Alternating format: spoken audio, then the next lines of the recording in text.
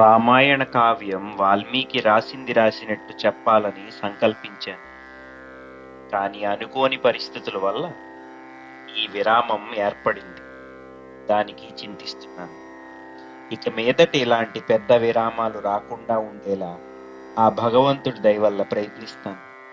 ఇప్పటిదాకా రామాయణంలోని బాలకాండలోని 23 సర్గల దాకా పూర్తి చేసుకున్నాం. ఇక 24వ సర్గ నుండి కొనసాగిద్దాం. అలా రాత్రికి మహాశివుడు తపస్సాచరించి వాళ్ళ శిష్యులందరూ ఉంటున్న ఆశ్రమంలో నిద్రించిన విశ్వామిత్రుడు రామలక్ష్మణులు మర్నాడు ఉదయం సంధ్యావందనాది కార్యక్రమాలు ముగించుకుని గంగానదీ తీరానికి చేరారు. అక్కడ ఉన్న మునులు వాళ్ళు గంగానది దాటడానికి నావని తీసుకొచ్చారు. అది ఎక్కి గంగ దాటుతుండగా నదిలో నుండి నీరు బద్దలైనట్టు పెద్ద శబ్దం వచ్చింది. మహర్షి, ఆ శబ్దం ఏంటి అని అడిగారు రామలక్ష్మణులు. అప్పుడు విశ్వామిత్రుడు ఇలా చెప్పాడు. రామచంద్ర, పూర్వం బ్రహ్మ మనస్సంకల్పం నుండి హిమాలయాల్లో కైలాస పర్వతం మీద ఒక సరస్సు నిర్మించాడు. దానినే మానస సరోవరం అని పేరు. ఆ మానస సరోవరం నుండి ఒక నది పుట్టింది. అదే సరయూ నది. ఆ సరయూ నది అయోధ్య మీదుగా ప్రవహిస్తూ ఇక్కడ గంగా నదిలో కలుస్తోంది. ఆ రెండు నదులు కలవడం చేత వస్తున్న శబ్దం ఇది. రామలక్ష్మణులు ఆ సంగమ స్థానానికి నమస్కరించారు. ఆ తరువాత ఆవలి ఒడ్డుకు చేరి ప్రయాణం కొనసాగించారు. మార్గమధ్యంలో మనిషి సంచారమే లేని ఒక భయంకరమైన అడవి కనబడింది. దాన్ని చూసి రాముడిలా అన్నాడు. వెళ్లేందుకు మార్గమే లేని రకరకాల జంతువులు, క్రూర మృగాలు, రాబందులు, పులులు, అడవి పందులు, ఏనుగులు ఉన్నట్టు శబ్దాలు వినిపిస్తూ ధవ, అశ్వకర్ణ, అర్జున, బెళ్వ, తిండుక, పతల, బదారీ వృక్షాలతో నిండి ఉన్న ఆ అడవి గురించి తెలియచేయమని కోరాడు. విశ్వామిత్రుడు ఇలా చెప్పాడు. పూర్వం ఈ ప్రదేశంలో 2 రాజ్యాలుండేవి. ఇంద్రుడు ఆ సమయంలో వృత్రాసురుడు అనే వాడిని సంహరించాడు. అతడు బ్రాహ్మణుడు అవడం వలన ఇంద్రుడికి బ్రహ్మహత్యా పాతకం చుట్టుకుంది. ఆ పాతకం వల్ల ఇంద్రుడికి విపరీతమైన ఆకలి వేసేది. అప్పుడు దేవతలు, ఋషులు ఇంద్రుడికి మంత్రించిన నీళ్లతో స్నానం చేయించారు. అలా స్నానం చేయించినప్పుడు ఇంద్రుడికి అంటుకున్న బ్రహ్మహత్యా పాతకాన్ని, దాని ద్వారా వచ్చిన ఆకలిని ఈ ప్రదేశంలో వదిలిపెట్టాడు. అలా ఇంద్రుడికి బ్రహ్మహత్యా పాతకం నుండి విముక్తి లభించింది. ఆ వదిలిపెట్టిన 2 రాజ్యాలకి మలదము, కురూసుము అనే పేర్లు పెట్టి ఆ 2 దేశాలు ధనధాన్యాలతో కళకళ్లాడతాయని వరం ఇచ్చాడు ఇంద్రుడు. కొంతకాలం తర్వాత ఒక యక్షిణి ఇక్కడికి వచ్చింది. ఆ యక్షిణి సుందు అనే రాక్షసుడి భార్య, మహాబలశాలి. ఆ యక్షిణి కొడుకే మారీచుడు. ఆ మారీచుడు చాలా బలవంతుడు, మాయావిద్య తెలిసినవాడు. ఎప్పుడూ ప్రజల్ని ఇబ్బంది పెడుతూ బాధిస్తూ ఉండేవాడు. ఆ యక్షిణే తాటక అనే రాక్షసి. ఈ 2 దేశాలని సర్వనాశనం చేసి ఇలా అరణ్యాలుగా మార్చేసి ఇక్కడే తన నివాసం ఏర్పరచుకుంది. అందుకే దీన్ని తాటక వనం అని కూడా అంటారు. ఈ అరణ్యంలోకి వెళ్ళడానికి ఎవ్వరూ సాహసించరు. అందుకే నువ్వు ఆ తాటకను సంహరించి ఈ 2 రాజ్యాలకి విముక్తి ప్రసాదించాలి. అప్పుడు కాని ఇక్కడున్న ప్రజలు సుఖంగా ఉండలేరు. విశ్వామిత్రుడు చెప్పినదంతా శ్రద్ధగా విన్న రాముడు ఇలా అడిగాడు. మునీంద్ర, సాధారణంగా యక్షులంత బలం లేని వాళ్ళంటారు. అలాంటిది యక్షిణికి ఇంత 1000 ఏనుగుల బలం ఎలా వచ్చింది? దానికి విశ్వామిత్రుడిలా సమాధానం చెప్పాడు. పూర్వం సుకేతుడు అనే యక్షుడు ఉండేవాడు. అతడు సంతానం లేక సంతానం కొరకు బ్రహ్మదేవుడికి తపస్సు చేశాడు. అప్పుడు బ్రహ్మ ప్రత్యక్షమయ్యి ఏం వరం కావాలో కోరుకోమన్నాడు. సుకేతుడు సంతానం కావాలని కోరుకున్నాడు. అప్పుడు 1000 ఏనుగుల బలవంతురాలైన కుమార్తెను ప్రసాదించాడు బ్రహ్మ. కానీ వీళ్లు ప్రపంచానికి అరిష్టాన్ని తీసుకొస్తారని తెలిసి పుత్ర సంతానాన్ని ఇవ్వలేదు. సుకేతుడు తన కూతురికి తాటక అని పేరు పెట్టాడు. సుందుడనే వాడికిచ్చి వివాహం చేశాడు. ఇందాక చెప్పినట్టు ఆ సుందుడికి తాటకకి పుట్టినవాడే మారీచుడు. సుందుడు అగస్త్యుడి శాపం వల్ల మరణించాడు. ఆ ఉక్రోషంతో అగస్త్యుణ్ణి చంపడానికి వెళ్ళాడు మారీచుడు. అప్పుడు అగస్త్యుడు మారీచుణ్ణి నువ్వు రాక్షసుడివి కా అని శపించాడు. అలాగే తాటకని కూడా ఈ అందమైన రూపం పోయి వికృతమైన రాక్షస రూపంలో మనుషుల్ని తింటూ బ్రతుకని శపించాడు. అప్పటి నుండి అగస్త్య మహాముని మీద కోపంతో ఆయన సంచరించిన ఈ వనాన్ని ధ్వంసం చేస్తోంది ఈ తాటక. అందుకని ఓ రామ, దుర్మార్గురాలు లోకకంటకురాలు అయిన తాటకిని స్త్రీ అని సంకోచించకుండా సంహరించు. బ్రాహ్మణులను మునులను రక్షించు. ఆమెకున్న వరములు శాపముల వలన మహాబలశాలి అయిన తాటకను నువ్వు తప్ప ఎవ్వరూ సంహరించలేరు. పూర్వము వీరోచనుడి కుమార్తె భూదేవిని చంపబోయింది. అప్పుడు దేవేంద్రుడు ఆమెను సంహరించాడు. శుక్రాచార్యుడి తల్లి లోకంలో ఇంద్రుడు ఉండకూడదని తపస్సు చేసింది. ధర్మ విరుద్ధమైన ఆ తపస్సు భగ్నం చేసి ఆమెని సంహరించాడు మహావిష్ణు. కాబట్టి ధర్మ విరుద్ధంగా ప్రవర్తించే స్త్రీలను పూర్వం ఇలాంటి గొప్ప గొప్ప వాళ్ళు సంహరించారు. లోకహితం కోరి రాజు స్త్రీ పురుష భేదం లేకుండా ఎవరినైనా సంహరించిన పాపం అంటదు.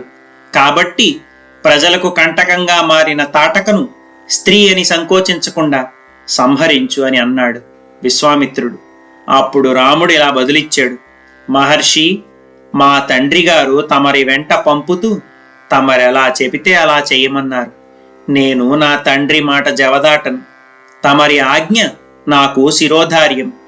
గో బ్రహ్మ ఋషి మునుల హితం కొరకు, లోకక్షేమం కొరకు తాటకిని వధిస్తాను అని పలికాడు రాముడు.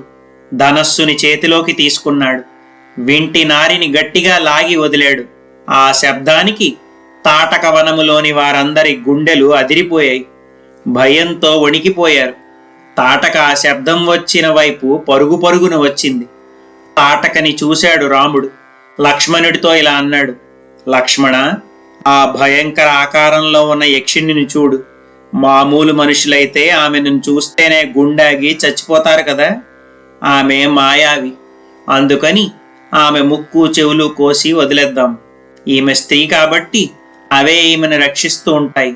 కాబట్టి ఈమెను చంపకుండా ఈమె పరాక్రమాన్ని చంపి వదిలేద్దామన్నాడు రాముడు. రాముడు లక్ష్మణుడితో ఇలా చెప్తూ ఉండగానే తాటకి రాముడి మీదకి దూకింది. విశ్వామిత్రుడు కోపంతో తాటకిని అదిరించాడు. రామలక్ష్మణులకు స్వస్తివచనం పలికాడు. జయం కలగాలని ఆశీర్వదించాడు.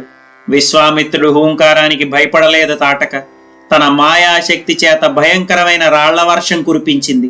రాముడికి ఆగ్రహం తెప్పించింది. వెంటనే తాటకి మీదకు బాణాల వర్షం కురిపించి ఆ రాళ్ల వర్షాన్ని ఆపాడు రాముడు. తాటకి ఊరుకోలేదు. మళ్లీ రాముడి మీదకొచ్చింది. ఈసారి రాముడు తన బాణాలతో తాటకి 2 చేతులు నరికేశాడు. లక్ష్మణుడు కత్తితో ముక్కు చెవులు కోసి విరూపిని చేసేశాడు. అయినా తాటకి ఊరుకోలేదు. రకరకాల మాయారూపాలు ధరించి మళ్లీ రాళ్ల వర్షం కురిపించింది. విశ్వామిత్రుడు చూశాడు. రాముడితో ఇలా అన్నాడు, రామా, ఆమె మీద జాలి పడకు. మహాపాపాత్మురాలు దుర్మార్గురాలు ఈ మాయావి. అలా రకరకాల రూపాలు ధరిస్తూనే ఉంటుంది. సంధ్యాకాలం సమీపిస్తోంది. ఈ కాలంలో రాక్షసుల బలం పెరిగిపోతుంది. త్వరపడు, ఈలోగానే చంపే అని చెప్పాడు విశ్వామిత్రుడు. విశ్వామిత్రుడి మాటలు విన్నాడు రాముడు. వెంటనే శబ్దవేది అనే అస్త్రాన్ని తీసి వదిలాడు. తాటకి మాయాశక్తితో కనిపించకపోయినా తాటకి నుండి వచ్చే శబ్దాన్ని బట్టి రాముడు బాణాన్ని విడిచాడు. రామబాణం సూటిగా తాకింది తాటకిని. తాటకికి కళ్ళు బైర్లు కమ్మాయి. ఒళ్లంతా కంపరం పుట్టింది. చాలా కోపం వచ్చింది తాటకికి. రాముడి మీదకి దూకబోయింది. రాముడు మరొక బాణం తీశాడు. అభిమంత్రించాడు. అకారణాంతం లాగి వదిలాడు. ఆ బాణం తాటకి గుండెల్లోంచి దూసుకుపోయింది. ఆ దెబ్బకి తాటకి మరణించింది. దేవతలు ఎంతో సంతోషించారు. దేవేంద్రుడు ప్రత్యక్షమయ్యాడు. రాముణ్ణి మెచ్చుకున్నాడు. విశ్వామిత్రుడితో ఇలా అన్నాడు, మహర్షి, తమరు రాముడి మీద వాత్సల్యం చూపి బృహాస్వనుడిచే సృష్టింపబడ్డ అస్త్రాలన్నీ రాముడికి ఉపదేశించండి. భవిష్యత్తులో రాముడికి అసురులకి జరిగే సంగ్రామంలో అవి సహాయపడతాయని పలికాడు. తర్వాత దేవతలు, దేవేంద్రుడు కూడా అంతర్ధానమైపోయారు. తాటకిని చంపిన రాముడి తల వాత్సల్యంతో నిమిరాడు విశ్వామిత్రుడు. రామ, సాయం సంధ్య అయ్యింది. ఈ రాత్రికి ఇక్కడే విశ్రమించి తిరిగి రేపు మన ప్రయాణం కొనసాగిద్దామన్నాడు. రామలక్ష్మణులు అందుకు అంగీకరించి ఆ రాత్రికి తాటక వనంలోనే విశ్రమించారు. మరుసటి రోజు ఉదయం ముగ్గురు ప్రాతకాలానే లేచి కాలకృత్యములు, సంధ్యావందనాది కార్యక్రమాలు ముగించుకున్నాక విశ్వామిత్రుడు రాముణ్ణి పిలిచి ఇలా అన్నాడు: రామా, నీకు సకల దివ్యాస్త్రాల్ని ప్రసాదిస్తాను. వాటితో నిన్ను దైవాసుర గంధర్వులు కూడా యుద్ధంలో జయించలేరు. నీకు దివ్యమైన దండచక్రము, ధర్మచక్రము, కాలచక్రము, విష్ణు చక్రము, మహా ఉగ్రమైన ఇంద్రాస్త్రము, వజ్రాస్త్రము, శివుడి త్రిశూలంతో సమానమైన శూలాస్త్రము, బ్రహ్మశిరోనామకాస్త్రము, వీటన్నింటికన్నా గొప్పదైన బ్రహ్మాస్త్రము నీకు ప్రసాదిస్తాను. ఇవి కాకుండా మోదకి, శిఖరి అనే 2 గదాయుధాలు కూడా ఇస్తాను. వీటితో పాటు ధర్మపాశము, కాలపాశము, వారుణాస్త్రము కూడా ఇస్తాను. ఇవే కాకుండా 2 పిడిపాటులు, అనగా తడిగా ఉన్న పిడుగు, పొడిగా ఉన్న పిడుగు ఇస్తాను. ఇంకా పినాకాస్త్రము, నారాయణాస్త్రము, ఆగ్నేయాస్త్రము, వాయువ్యాస్త్రము ఇస్తాను. అలాగే హయశిరము, క్రౌంచాస్త్రము అనే 2 శక్తులు కూడా ప్రసాదిస్తాను. ఇంకా రాక్షసులు వాడేటటువంటి కంకాళము, ముసలము, కపాలము, కంకణము కూడా నీకిస్తున్నాను. ఓ రామ, నీకు విద్యాధరము అనే మహాస్త్రము, నందనము అనే ఖడ్గాన్ని కూడా ఇస్తున్నాను. అలాగే నీకు గాంధర్వాస్త్రము, సౌరాస్త్రము కూడా ఇస్తున్నాను. ఇవి నిద్రావస్థను కలగజేస్తాయి, అలాగే నిద్ర నుండి విముక్తుల్ని చేస్తాయి. ఇంకా నీకు దర్పణ, శోషణ, సంతాపన, విలాపన, మన్మధుడు ఉపయోగించే మన్మథాస్త్రము, పిశాచాలు వాడే మోహనాస్త్రాన్ని ప్రసాదిస్తున్నాను. ఇంకా తామశాస్త్రము, సౌమనాస్త్రము, సంవర్ధస్త్రము, సత్యము అనే అస్త్రము, పరమశ్రేష్టమైన మాయాధరాస్త్రము, భయంకరమైన త్వష్టురాస్త్రము మొదలగు అస్త్రాలన్నీ నీకిస్తున్నాను. ఈ అస్త్రాలన్నీ కూడా కామరూపులు, ఇష్టం వచ్చిన రూపాలు ధరించగలవు. వీటిని నా నుంచి గ్రహించన్నాడు విశ్వామిత్రుడు. రాముడు వాటిని భక్తి శ్రద్ధలతో స్వీకరించాడు. ఇన్ని గొప్ప అస్త్రాలని ప్రయోగోపసంహారాలతో సహా నేర్చుకోవడం దేవతలకు కూడా దుర్లభం. కానీ శ్రీరామచంద్రుడు సునాయాసంగా వాటినన్నిటినీ అధ్యయనం చేశాడు. విశ్వామిత్రుడు మంత్రోక్తంగా ఒక్కొక్క అస్త్రము రాముడికిస్తుంటే ఆ అస్త్రాల అధిదేవతలు స్వయంగా సశరీరంతో వచ్చి రాముడికి నమస్కరించి మీరెప్పుడు తలుచుకుంటే అప్పుడు ఉపయోగపడగలమని పలికారు. రాముడు వాళ్ళకి భక్తితో నమస్కరించి మీరంతా నా మనస్సులోనే ఉండి మిమ్మల్ని స్మరించుకున్నప్పుడు అనుగ్రహించండి అని పలికాడు. తర్వాత రామలక్ష్మణులు, విశ్వామిత్రుడు వారి ప్రయాణాన్ని కొనసాగించారు. అలా నడుస్తూ రాముడిలా అడిగాడు: మహర్షి, తమరు నాకు ఎన్నో గొప్ప అస్త్రాలు ఉపదేశించారు, దేవదానవులను కూడా జయించగల శక్తినిచ్చారు. కానీ వాటిని ఉపసంహరించడం కూడా తెలియజేస్తే బాగుంటుంది కదా అని అడిగాడు. ఆ మాటలకి సంతోషించిన విశ్వామిత్రుడు ఆ అస్త్రాలన్నింటినీ ఉపసంహరించడం కూడా నేర్పాడు. అంతేకాకుండా పూర్వం వృషాశ్వనుడిచే సృష్టింపబడిన అస్త్రాలన్నింటినీ కూడా రాముడికి ఉపదేశించాడు. వాటి పేర్లు సత్యవంతము, సత్యకీర్తి, దృష్టము, రభసము, ప్రతీహరతరము, పరాముఖము, అవాంగ్ముఖము, లక్షాక్షము, విషమము, దృఢనాభము, మహానాభము, దుందునాభము, సునాభము, జ్యోతిషము, కృశనము, నైరాస్యము, విమలము, యోగంధరము, హరిద్రము, దైత్యము, ప్రశమనము, సార్చిరాల్మి, ధృతి, మాలి, మృతిమంతము, రుచిరము, పితృసౌమసము, విదూతము, మకరము, కరవేరకరము, ధనము, ధాన్యము, కామరూపము, కామరుచి, మోహము, ఆవరణము, జృంభకము, సర్వనాభము, సంతానము, వరుణము.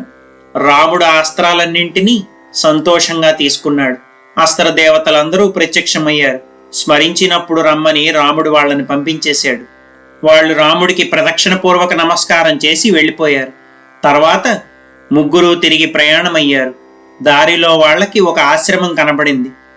ఫల వృక్షాలతో, పూలతీగలతో చాలా అందంగా ఉంది. దాన్ని చూసి రాముడిలా అన్నాడు: మహర్షి, ఈ ప్రదేశం చాలా బాగుంది. మనం రాక్షస ప్రాంతం దాటేమనుకుంటా. ఇంత మనోహరంగా ఉన్న ఈ ఆశ్రమం ఎవరిది? ఇంతకీ మీ ఆశ్రమం ఎక్కడుంది? మీరు యజ్ఞం చేస్తుంటే మిమ్మల్ని రాక్షసులు ఇబ్బంది పెడుతున్న ప్రదేశం ఎక్కడా?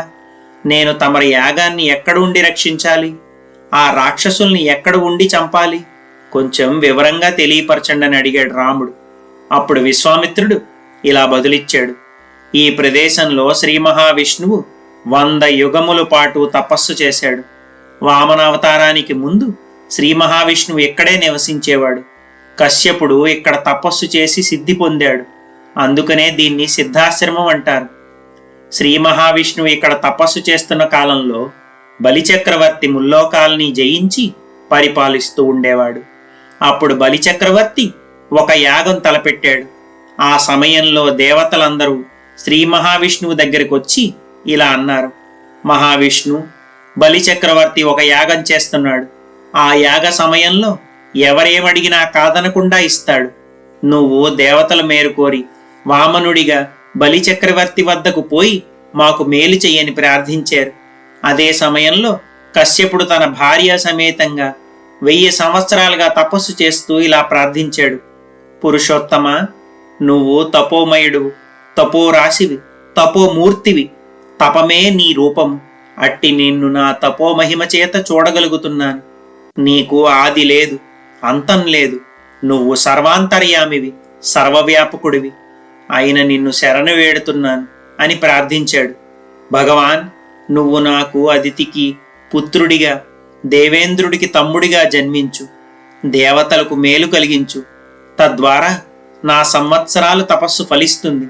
హే భగవాన్, నాకు పుత్రుడిగా జన్మించి నన్ను కృతార్థుణ్ణి చెయ్యని ప్రార్థించాడు కశ్యపుడు. కశ్యపుడి కోరిక మేర విష్ణుమూర్తి కశ్యపుడికి అదితికి పుత్రుడిగా వామనుడిగా జన్మించాడు. బలిచక్రవర్తి వద్దకు వెళ్ళాడు. తనకి 3 అడుగుల స్థలం కావాలని అడిగాడు. బలిచక్రవర్తి వెంటనే వామనుడు అడిగిన 3 అడుగుల స్థలం ఇస్తూ నీటిని ధారపోశాడు. వామనుడు త్రివిక్రముడిగా పెరిగాడు. ముల్లోకాలను ఆక్రమించాడు. బలిచక్రవర్తిని ఓడించాడు. స్వర్గాధిపత్యం మహేంద్రుడికి అప్పగించాడు. అలా ముల్లోకాలు తిరిగి మహేంద్రుని ఆధీనంలోకి వచ్చాయి. వామనుడి మీదున్న భక్తి చేత నేను కూడా ఇదే ఆశ్రమంలో నివసిస్తున్నాను. ఇక్కడే నేను యజ్ఞం చేస్తున్నాను. నా యజ్ఞాన్ని రాక్షసులు ఇక్కడే ధ్వంసం చేస్తున్నారు. నీవు వారిని సంహరించాల్సిన ప్రదేశం ఇదే రామా. మనం సిద్ధాశ్రమంలో ప్రవేశిస్తున్నాం. ఈ ఆశ్రమంలో నువ్వు స్వేచ్ఛగా ఉండొచ్చు అన్నాడు విశ్వామిత్రుడు.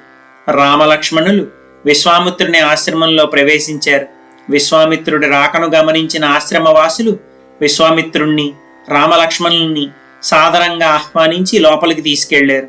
రామలక్ష్మణులకు అతిథి సత్కారాలు చేశారు.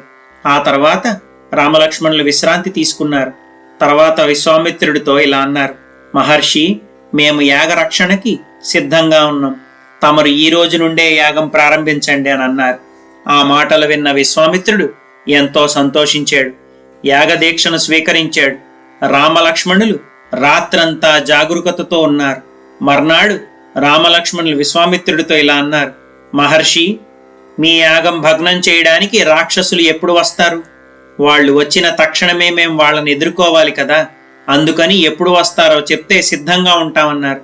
విశ్వామిత్రుడు మౌనముద్రలో ఉన్న కారణంగా పక్కనున్న మునులు ఇలా చెప్పారు. విశ్వామిత్రుడు మౌనదీక్షలో ఉన్నారు. నేటి నుండి 6 రాత్రులు మీరు ఈ యాగాన్ని రక్షించాలని పలికారు. సరే అన్నారు రామలక్ష్మణులు. ధనస్సు చేత పూని రాత్రి పగలు ఆ 6 రోజులు యాగాన్ని విశ్వామిత్రుని పక్కనే ఉండి రక్షించారు. 6వ రోజు గడుస్తోంది. రాముడు లక్ష్మణుణ్ణి చూసి ఇలా అన్నాడు: లక్ష్మణ, ఇది 6వ రోజు. అప్రమత్తంగా ఉండాలి. రాక్షసులు ఏ క్షణమైనా దాడి చేయొచ్చని లక్ష్మణుణ్ణి హెచ్చరించాడు. ఋషులు యజ్ఞం చేస్తున్నారు. అగ్నిహోత్రం మండుతోంది. ఒక్కసారిగా అగ్నిహోత్రం నుండి మంటలు భగ్గుమని పైకి లేచాయి. ఏదో జరగబోతోందనిపించింది రాముడికి. ఇంతలో ఆకాశం నుండి భయంకరమైన శబ్దం వినిపించింది. మారీచ సుబాహులు మేఘాల రూపంలో ఆకాశమంతా కమ్ముకున్నారు.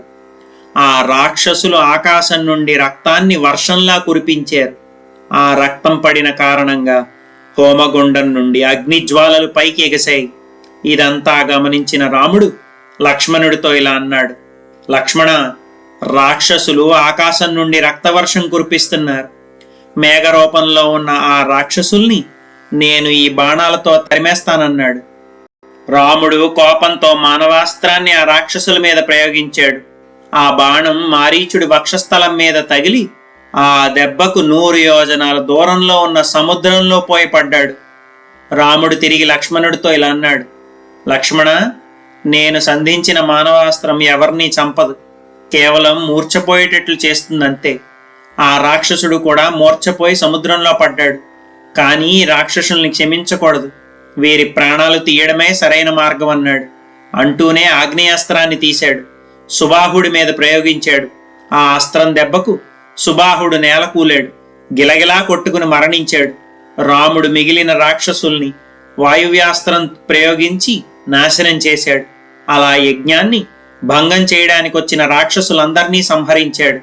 యజ్ఞం నిర్విఘ్నంగా పూర్తయింది. విశ్వామిత్రుడు దీక్ష నుండి లేచి రామలక్ష్మణులను చూసి ఇలా అన్నాడు: మీరు మీ తండ్రి ఆజ్ఞ ప్రకారం యాగమును రక్షించారు. ఈ సిద్ధాశ్రమం పేరు సార్థకం చేశారని అన్నాడు. యాగం రక్షించిన ఆనందంతో 6 రోజుల తర్వాత రామలక్ష్మణులు సుఖంగా నిద్రించారు.